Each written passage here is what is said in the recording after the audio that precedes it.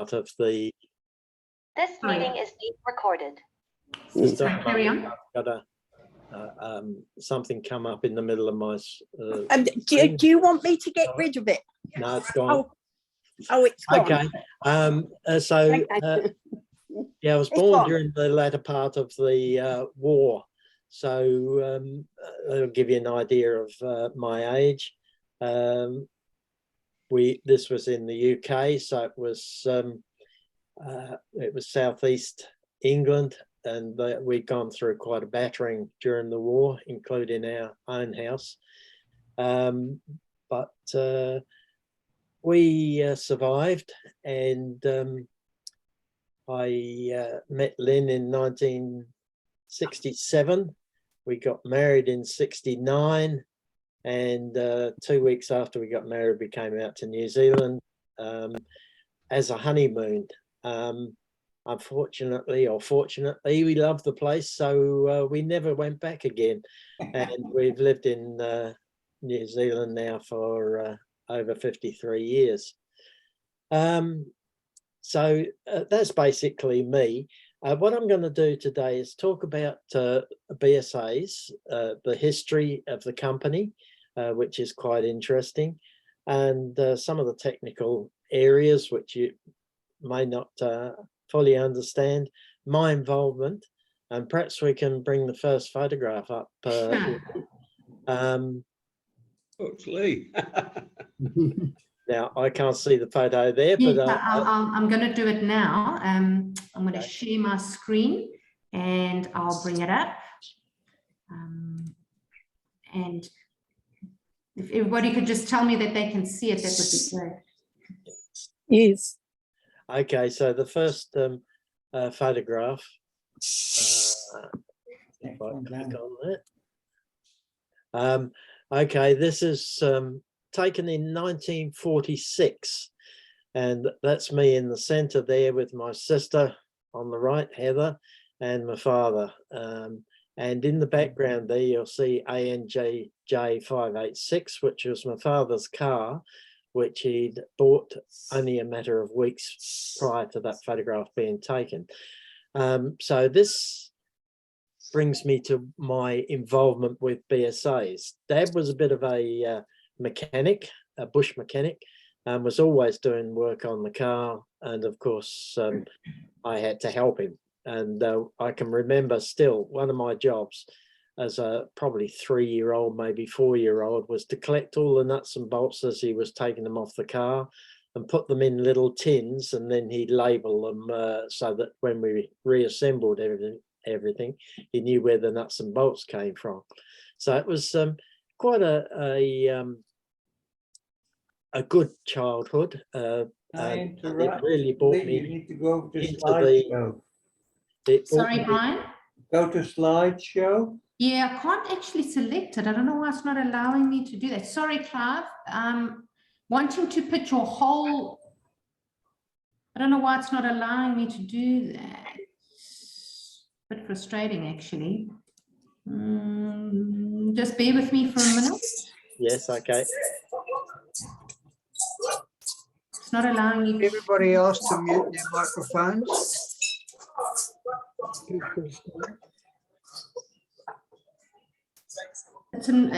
It's not allowing me to go to slide. I don't know why.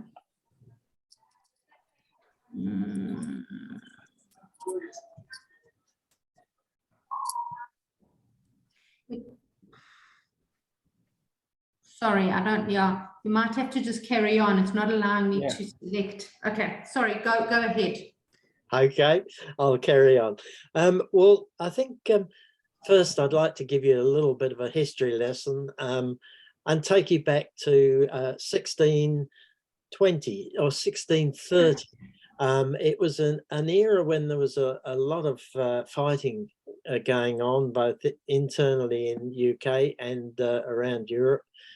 And the Birmingham area became the centre of gun and ammunition manufacture, and they called it the gun quarter of Birmingham.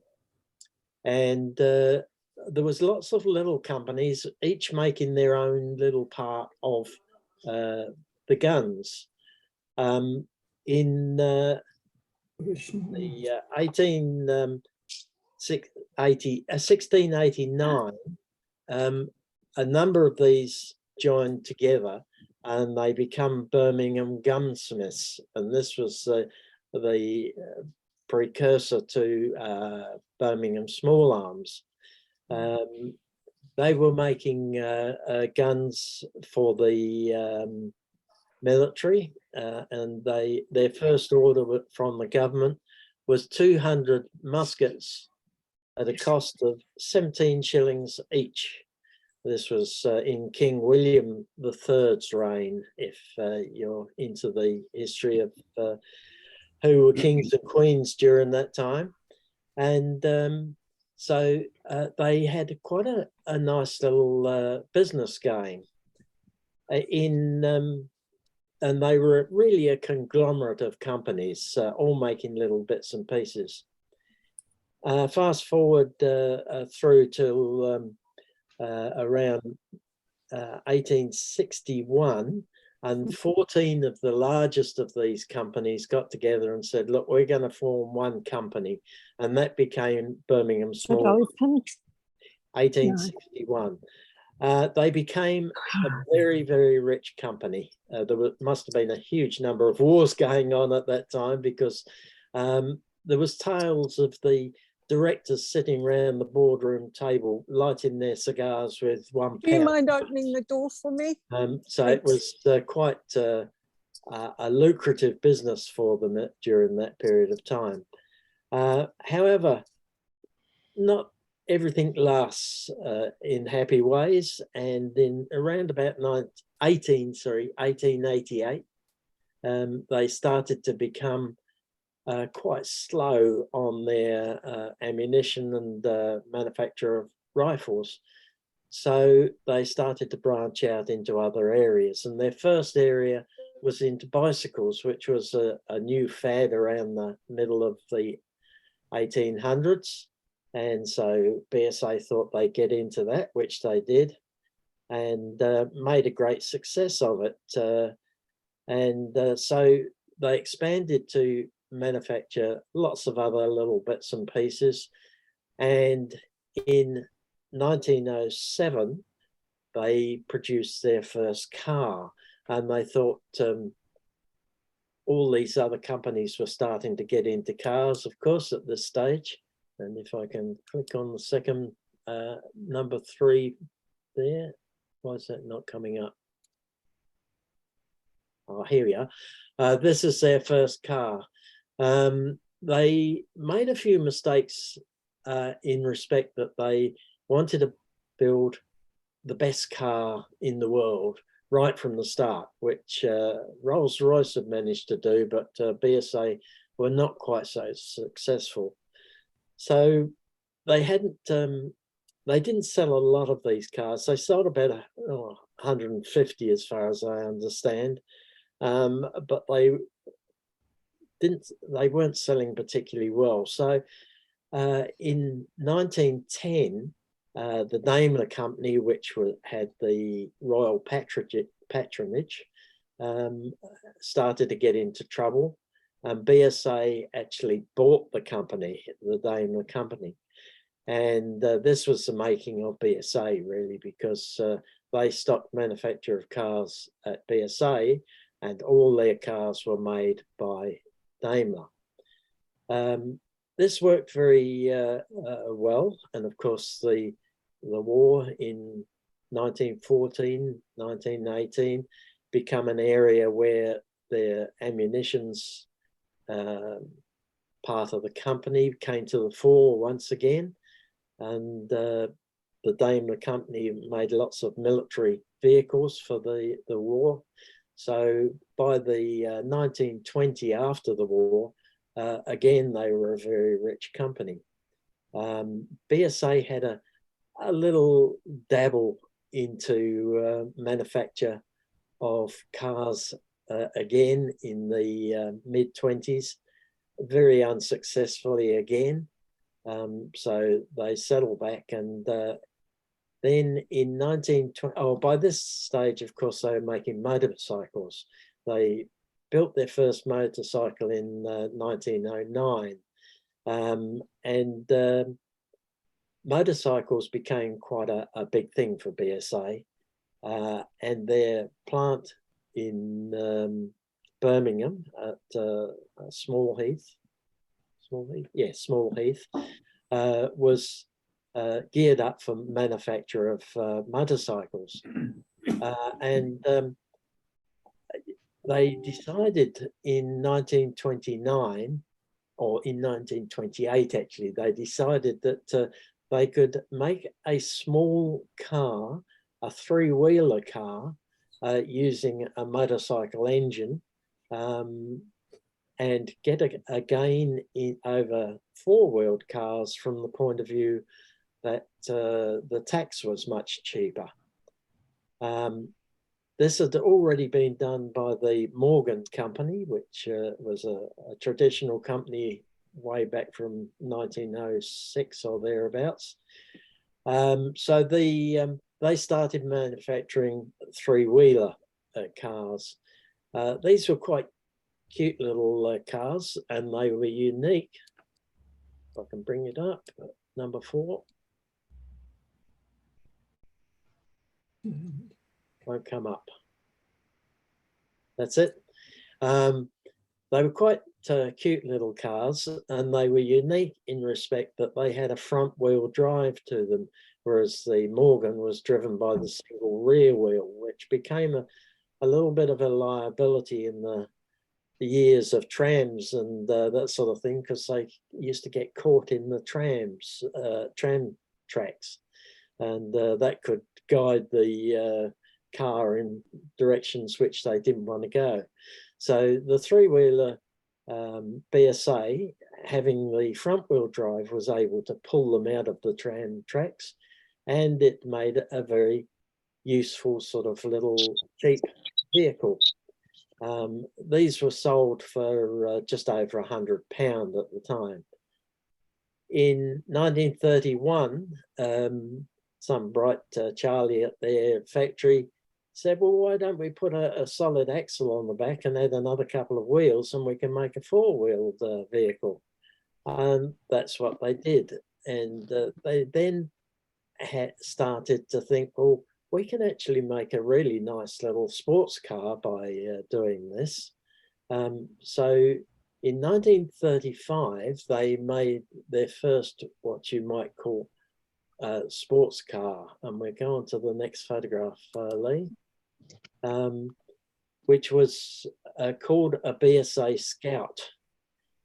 This is advertising for the BSA Scout. This is a 4-seater. And you can see the price has gone up to £159 at this stage, or £159 and 10 shillings. We shouldn't forget that, should we? They were all open top at that stage, and they made a nice little sports car, but they didn't call it a sports car. They called it a car for the sporting man. Because it really wasn't fast enough to be called a sports car. And so they started manufacturing these. And if we go to the next picture, Lee, you'll see this is in my workshop. This is a 1937 BSA Scout. It's a Series 4. And this is identical to the car that my father owned. So I built it out of a lot of bits. It came, I should go back a stage and explain what happened. I'd always wanted a BSA car because of the family connection.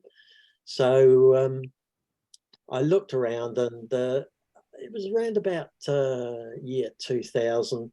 I found an advert in one of the magazines for the remains of a BSA, which was in Auckland. So I went across to see the guy, and bought this remains, which consisted of a 1931 car, which had been converted to a four-wheeler and then been converted to a little racing car, which has got a race history. I've still got the car.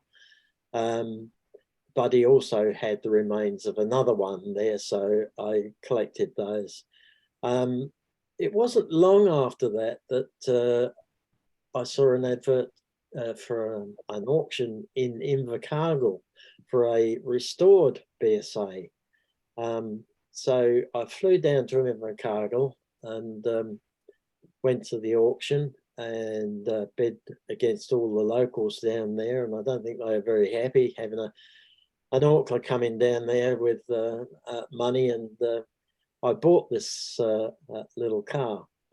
And let's see if we, I think the next picture might show the BSA, please, Lee. Yes, that's me with the little car. It's a cute little car, just a two-seater, this one. So I bought the car and I didn't drive it back up from Invercargill to Auckland. I took the easy route and got a trucking company to bring it up for me and delivered it to my house here where I am at the moment. And it looked magnificent. And it had a few problems that needed fixing. The rear wing had been badly damaged. And I remember the first trip I took out in the car was with my friend Terry Carroll. He came round to have a look at the car and I said, come on, let's take it out for a run. So we decided to go to Whitford. And we got halfway up the Whitford Hill and the gear stick decided to come out of it.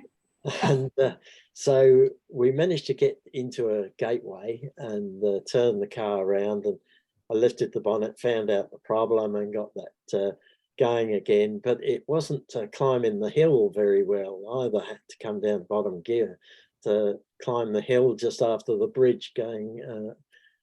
So I said, I think we better call this a day in case we get stuck here. So we came back again and I decided it was time that I did a little bit of work on the engine, which I did, and got it running much better and had a little bit more power then. And the gear stick never came out of the dashboard again. The gear stick is quite strange on these. It actually comes out from underneath the bonnet. Because it's a front wheel drive, the gearbox is in front of the engine, and the gearbox drives direct into a little differential, which has drive shafts coming out of the differential into the front wheels. And then they've got a system of constant velocity joint, which they called hook joints, which allowed the wheel to turn, and also gave it suspension via independent front suspension via quarter elliptic front springs. So it was quite an innovative sort of design. The engine's only 1200 cc, and because of that, it doesn't go very quick. But if we go into the next photograph, you'll see a photograph of the car with me driving. Looks as if it's going very quick. It's probably doing about 15 miles an hour at the time because it was in Lloyd Aylesmore Park. But it drove quite well. You'll see my hand is in the middle of the dashboard there, and that's where the gear stick is. And if we go to the next photo again, I've got a view inside the cab, which shows the gear stick. There's a handbrake, and alongside that you'll see a black knob. And to change the gear, you have to twist that little shaft with the knob and pull it out to get first gear. You push it back into neutral and twist it to the right and push it in to get second gear, and then pull it out again to get top gear. It's just a 3-speed gearbox. So it takes a little bit of getting used to changing the gears. It's a crash box, so it means that you have to double declutch on every gear change. After a while, it becomes second nature and it's not too much of a problem. So this was my next BSA that I bought. But you get a bit of a bug on these things. And I went to a swap meet, and I was looking at a steering wheel on one of the stalls there. And I thought it looked very much like a BSA steering wheel. So and the chap said, what sort of car is it for? So I said, for a BSA. And he said, oh, I've got a BSA. He said, would you like to buy it? And his workshop was just behind where the swap meet was. So after the swap meet, we went and had a look. And it was a saloon car, which is quite rare now.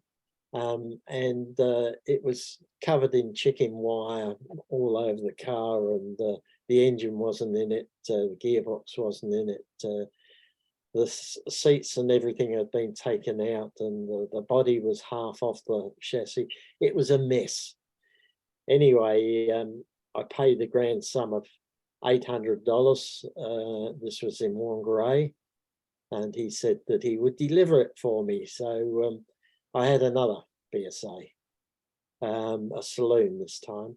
And about the same time, there was another advert came up for a BSA in Wellington. So I drove down to Wellington with a friend of mine in a van, and we had a look at this remains, I will say, of a BSA. It was under his house. It was a muddy sort of floor or earthen floor. So we had to dig one or two of the parts out to get them. But I thought, oh, there'd be some useful bits and pieces here. So I bought that one as well. And that is the what I built, the earlier one that I showed you, the black car that was built from the remains that I picked up there.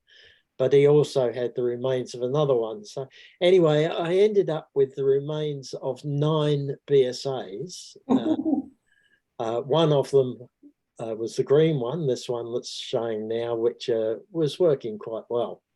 And the others was my aim to get at least 3 running.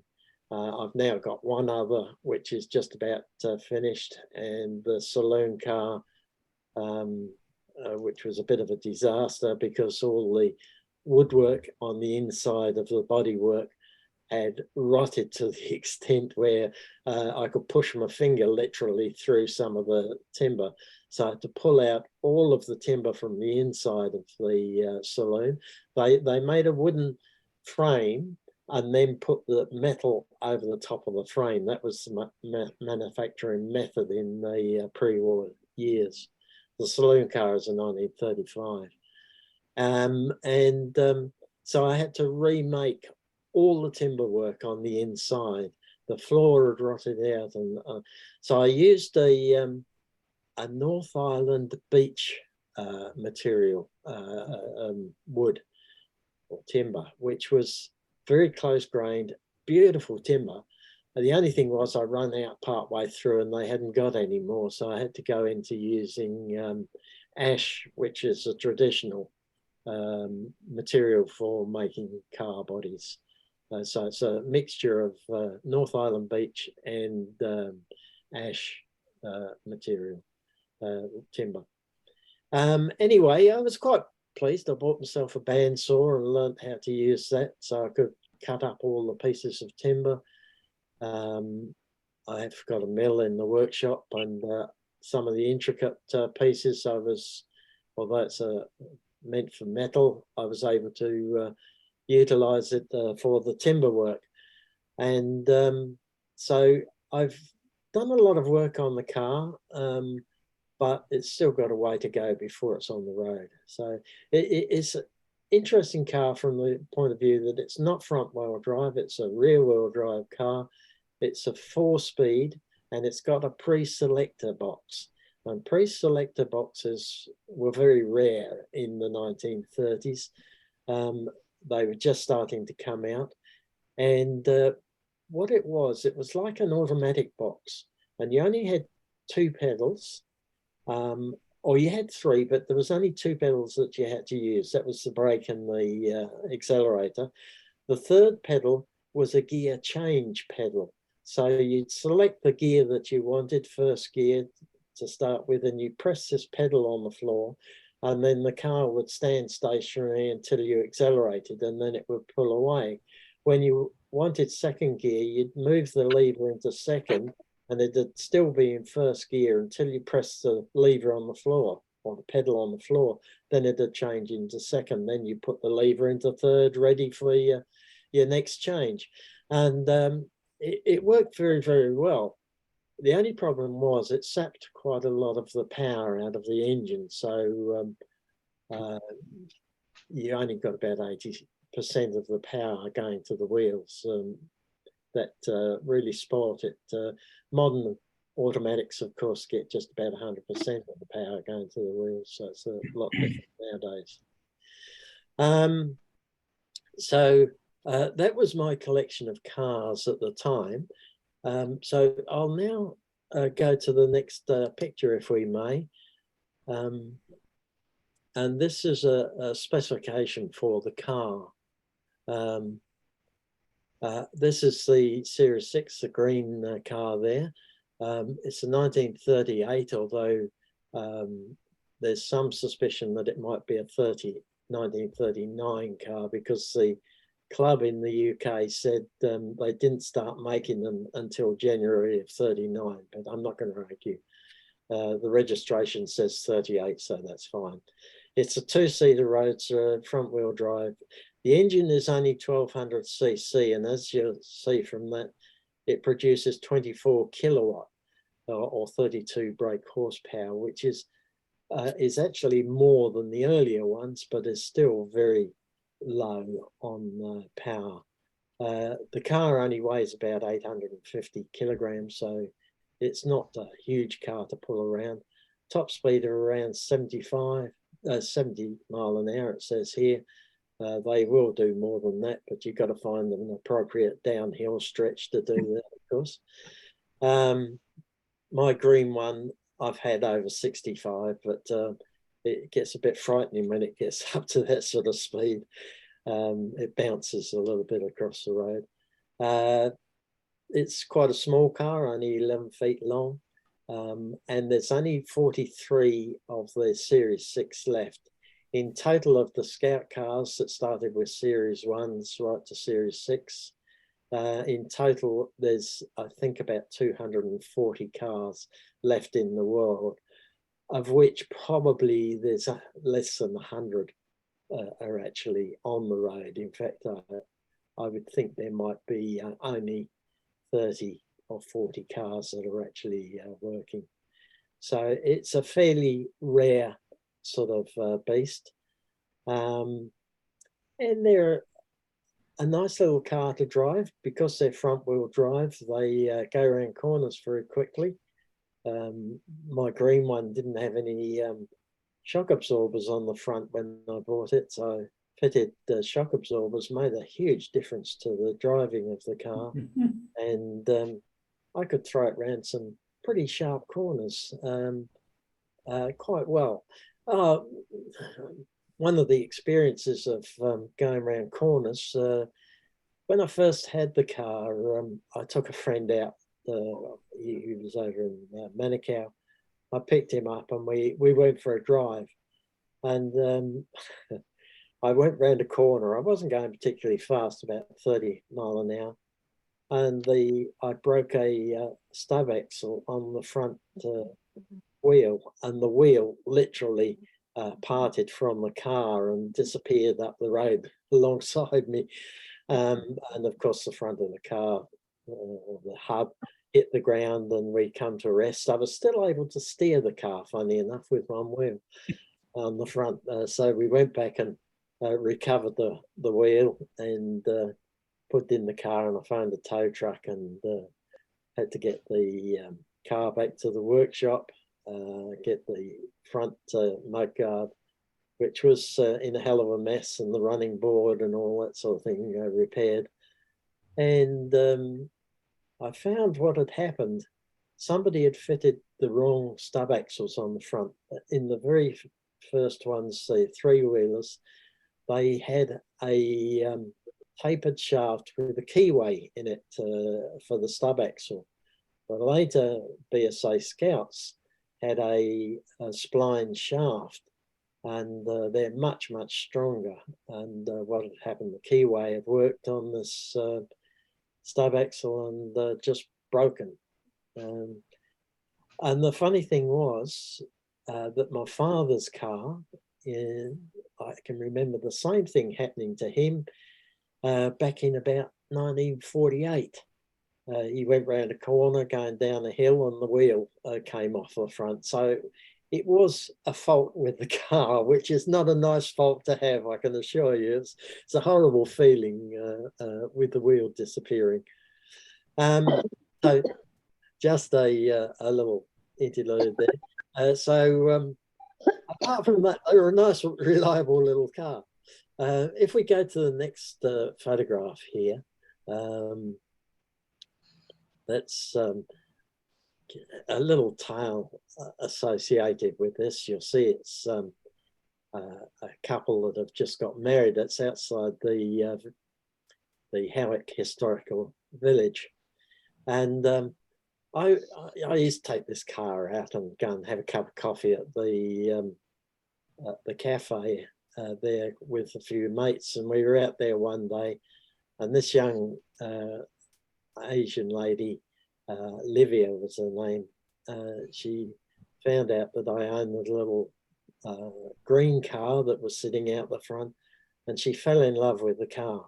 And she was getting married in a few weeks' time, and she wanted to hire the car. And I said, look, I won't hire the car. And no, I didn't want to do it. Anyway, she was a very determined young lady, and persuaded me that all they wanted to do was have the car there for the wedding photos. So I said, okay, fair enough. I didn't charge her. I don't believe that's the way to go with those sort of things. So I delivered the car out at the morning of the wedding, and just about everybody in the wedding party and their friends wanted to sit in it and get photographs taken with the car. It must have had about 300 photographs taken that day. And she was a delightful young lady, and so was he, a really nice guy. He was an English chap. And they wanted me to go to the wedding reception. And I mean, I didn't know anybody, and so I said, no, I declined that. But however, they got the photographs, and they were very, very happy. And we had a show just after that at Lloyd Elsmore Park, the Brit Euro car show. And she duly arrived there with a photograph in a frame of the car with her and her husband and the two youngsters. So I've now got a framed copy of that in my workshop. So just a little aside. If we go to the next photograph, this shows the car at a Father's Day display. This is at the Wesleyan Church in Burswood.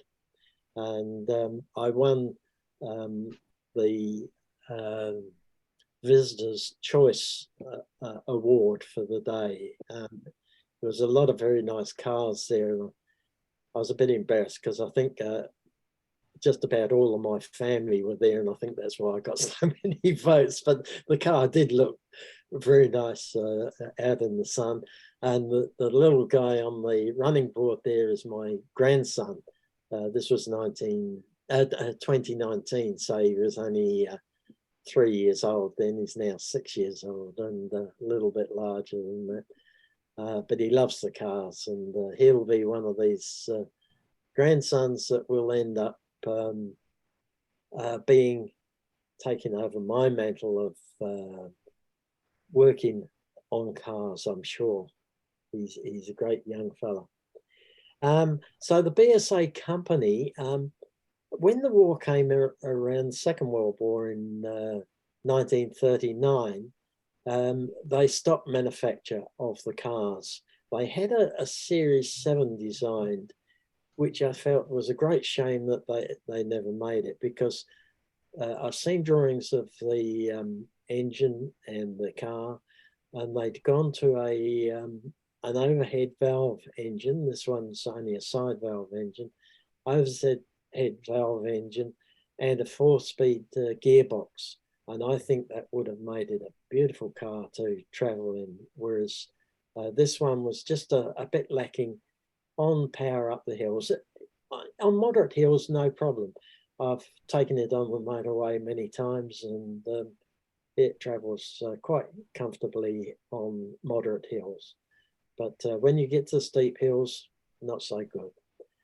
In fact, I'll digress a little bit and go back in time again to the early 1950s with my father's car. We used to go down to Devon and Cornwall for our holidays. My sister and I, mum and dad, and in Devon there was a hill called Porlock Hill, and it was a 1 in 3.5, if I remember right. It might have been 1 in 3, and that's steep. And the BSA just would not go up that hill. But Dad, being innovative, he put it in reverse and went up in reverse. And the rest of us walked up because it had a very low reverse gearing. And in reverse gear, it went up the hill fine. So he went up in reverse, got to the top of the hill. We all staggered up the top of the hill and got back in the car, and off we went again. Yeah, that was one of the little instances that had happened. I've got a couple of other anecdotes going back. We used to have a rack on the back of the car because we always went camping. So we had a tent and we had all our camping gear and blankets and all that sort of thing, and pots and pans and stoves. And so the car used to get well loaded up. And remember we went through London, and we were partway through London we lived in Essex, and we were partway through going out to Devon at that stage, and the car broke a rear spring with all the loading on it.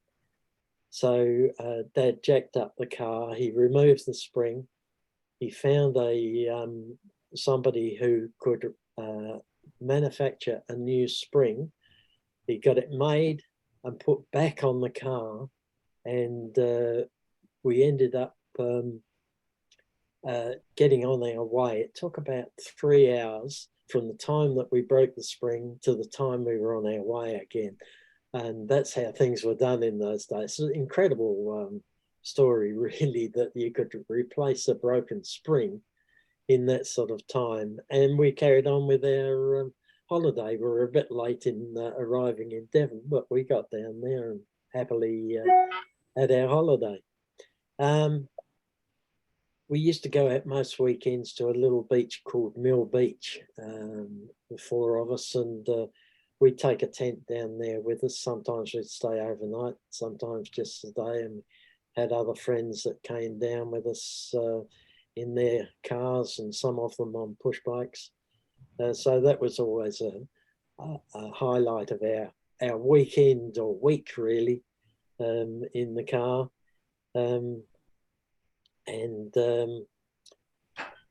Yeah, we used to go swimming in the little beach there. It's just out from Malden, if you know England at all. Then one other tale, or a couple of tales. My grandmother lived about 10 miles away from home. Her hometown was Chelmsford. She lived in a place called Cold Norton. And I think it was aptly named because it was always cold when we went round there.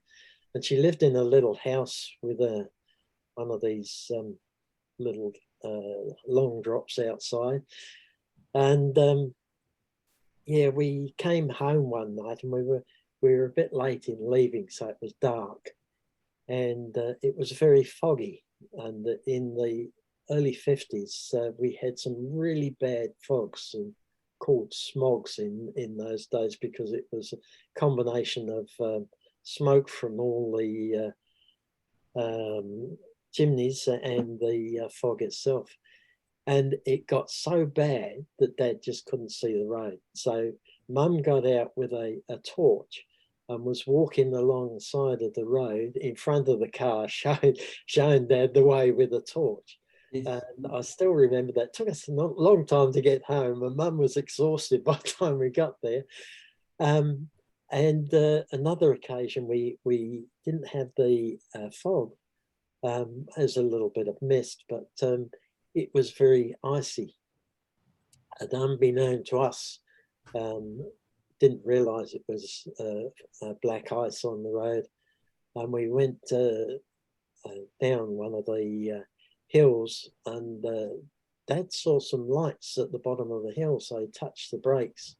And of course, as soon as we touched the brakes, he started to spin, and he did a full 360 turn on the road, never touched the curb at all, and ended up stopped in the way that we were going. And Mum was most concerned with me in the back seat. Yeah, okay, okay. And all I could say was, Dad, that was a great bit of driving.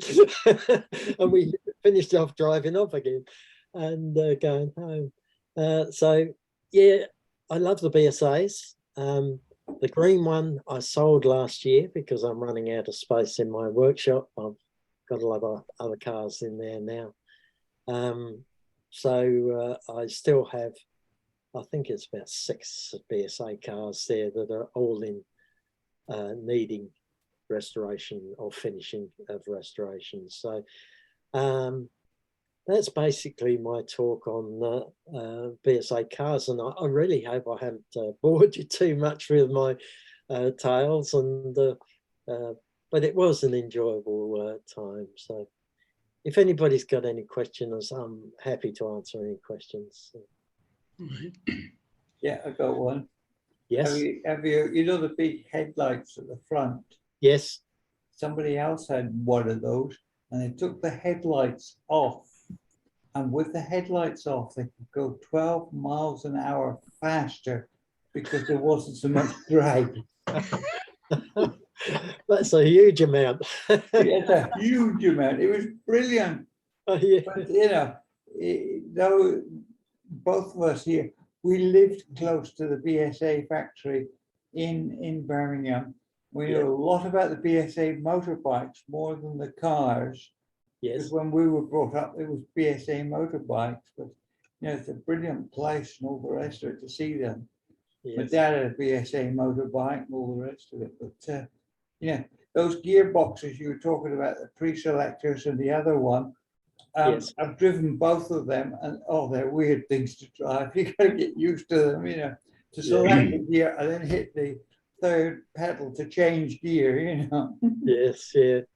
Yeah, they work very efficiently, and there's one or two of the companies, Riley is one of them, used to use them in their racing cars, believe it or not, because they could change so quickly in them compared with the old manual crash box. Yes, that's right.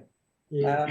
Because the pre-selection was beautiful. We pre-selected, hit the pedal, and away you went. You know. Yeah, that's right. Yeah. It was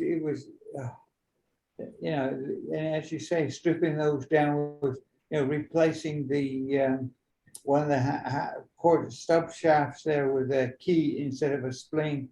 A lot of people did that and had got themselves into trouble. Yes, yeah. The wheels came off and flying down the road in front of you. You know, there you were cruising along nicely on 3 wheels. They just didn't flip the ground or anything, you know, they just kept going. Yeah. Yeah. You talk about wheels coming off. I had a 36 Citroen and we're coming down a hill, Akaroa Hill, if you know Christchurch. Yeah, no, And the axle broke on that. And Yeah. once the axle broke, we lost the hydraulic brakes. And I only had the handbrake, but fortunately there's a cliff on the left side of the road. So I had to barge into that and just scrape along the cliff to stop it. It wasn't just BSAs that broke front wheel drive axles. No. Yeah. My other question, have you got any BSAs with the big 1100 V twin motor? No, I haven't. The No. earlier one, wasn't it? But yes, it was. It started with the V twin in the 3 litre. Sorry, the 3 litre. 1100 VC. Yeah. And they kept the V twin going for quite a long time, and the later ones they finished manufacturing the 3-wheelers in 1936, but the later 3-wheelers had a little 4-cylinder engine, the same one that's Right. Yep. Okay. You remember that the Morgans had the exposed V Yes. at the front. Yes. They used to use matchless, I think, a lot of them. The BSAs used to use the JAP engines. Oh, it wasn't a BSA engine, or? No, it wasn't a BSA engine. Those early ones, the V twin was a proprietary one. In fact, there was 2 or 3 different engines that they used. Oh, right.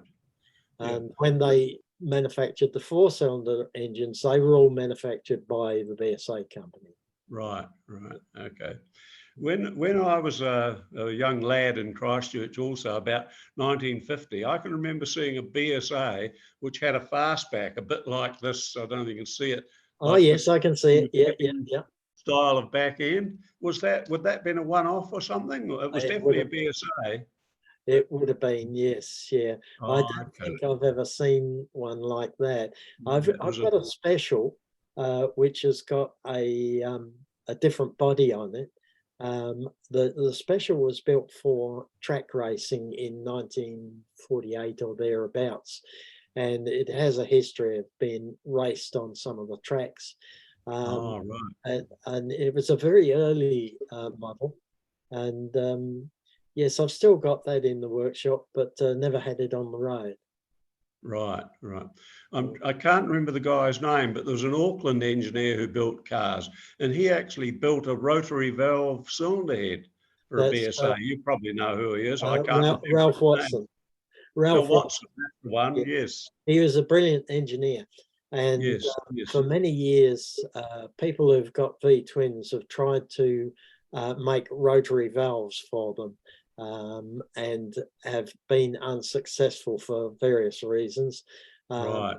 Ralph Watson was a brilliant engineer, and he manufactured the rotary system, and that car is still racing today. Right. Still races in the vintage racing, and it's owned by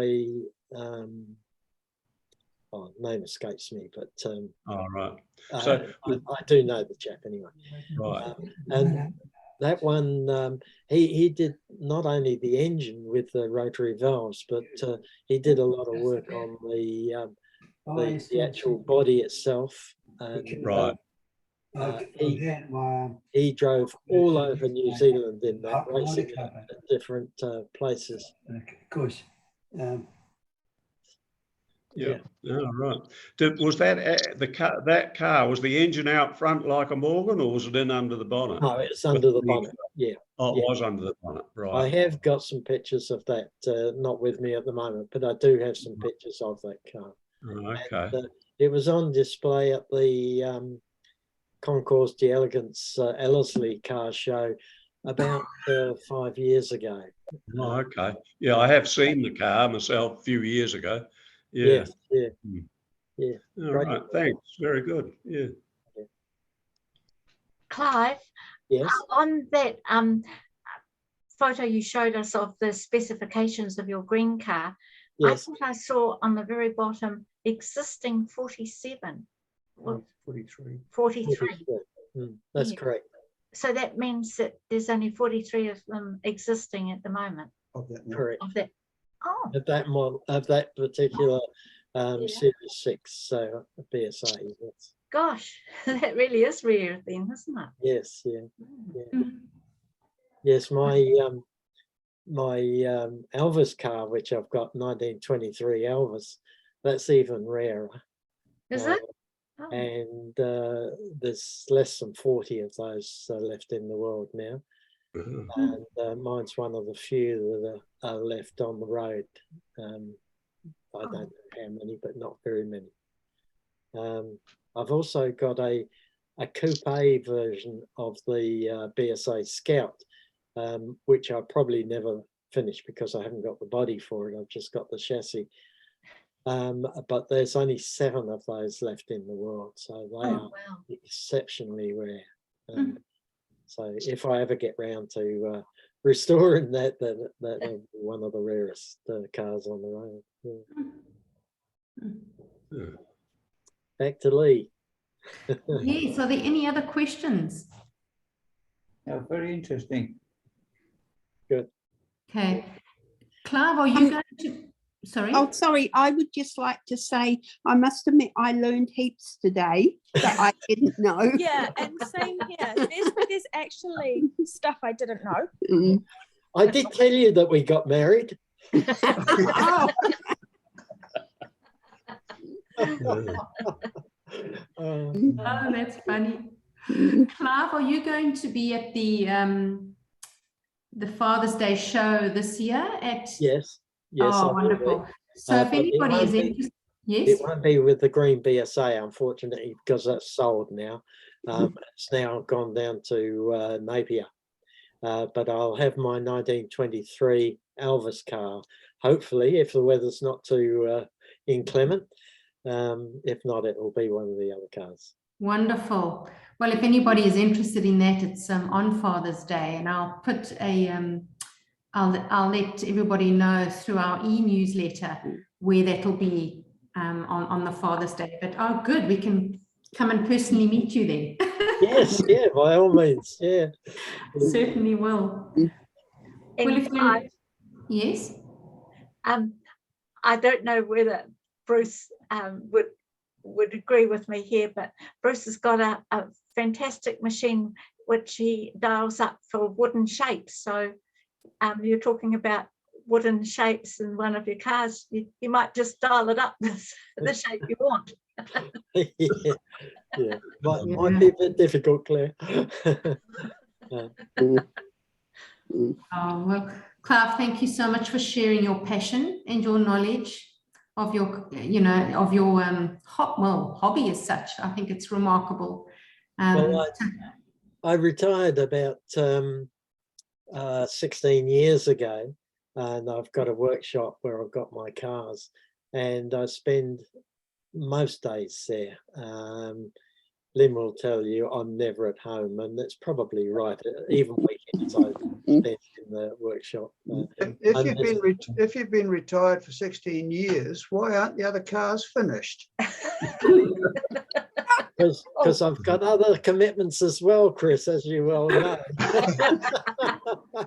It's just stirring.